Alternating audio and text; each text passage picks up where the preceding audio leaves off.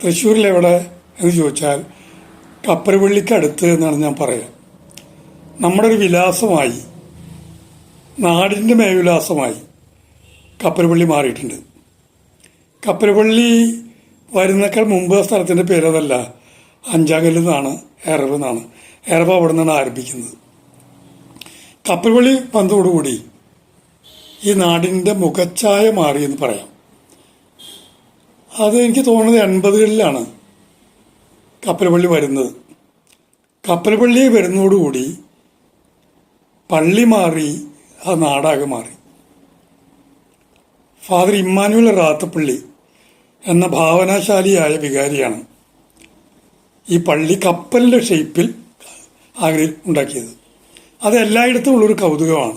ഇപ്പം എൻ്റെ സുഹൃത്തുക്കൾ ആരെങ്കിലും ദൂരെ നിന്ന് കാണാൻ വന്നാൽ കപ്പരപള്ളി പോയി കണ്ടുവരുമെന്ന് ഞാൻ പറയും.